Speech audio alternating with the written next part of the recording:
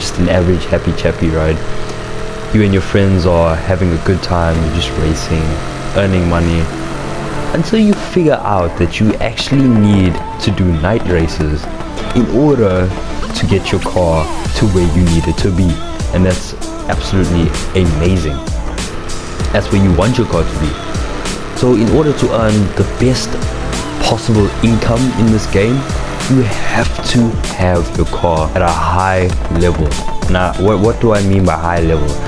I mean that every time you customize your car's engine, that ups your car's level. Certain races are not recommended for certain car levels. Your level 400 races are for 400 cars, right? Your 400 leveled cars. Now, you can't participate in that race if your car is, say, level 250 off of just standard customization. So once you figure out that you actually need to do night races in order to get yourself rep, in order to buy and level up. So once you level up, you then unlock different parts in this game, which you then have to go and do day races just to get those parts. Now, I think the max price for parts is probably about 30 grand, and that's for ultimate parts. And then you can go on and collect ultimate plus parts, which are even harder to get, and you have to be so careful with doing those races because you lose all your RP if you get busted by the cops. That's probably the worst experience any Need for Speed player can ever go through, is getting busted by the cops and you're doing a night race to get your RP to unlock parts, and you're so close in order to unlock that ultimate part, spending a buttload of money on a car and buying it and customizing it to the max, and then still not being able to beat your friend's car, or still not be able to participate in a race because your car level is not high enough.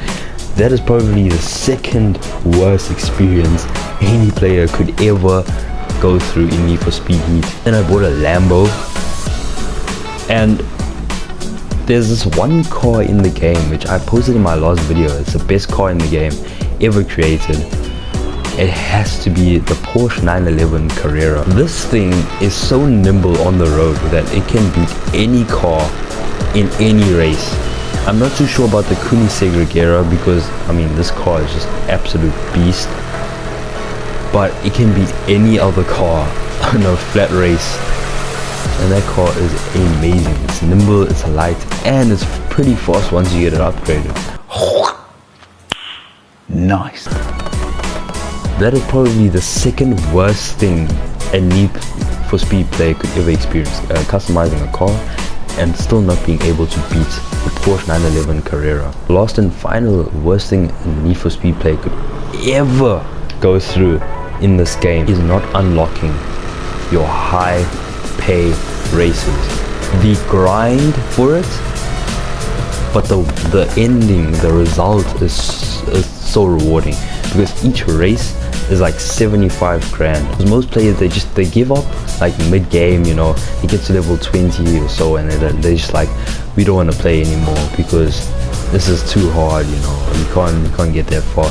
But I would say the most recommended thing that I would have to give you guys is play this game for enjoyment. Don't play it for a serious grind, because unless you want to, you level up as you go along, you know, just like any other game. But play this game for enjoyment, have fun, you know. It's one of the best racing games on the planet. I would have to say I've had so much fun in this game, and I would definitely recommend it to anyone who wants to play it. I would suggest that you just keep on grinding, keep on working, and once you've unlocked those races, then it's free sailing. But yeah, those are the worst things that a Need for Speed player could ever go through and ever experience. If you guys agree, make sure you hit that like button, hit that subscribe button. Catch you guys in the next video. Peace.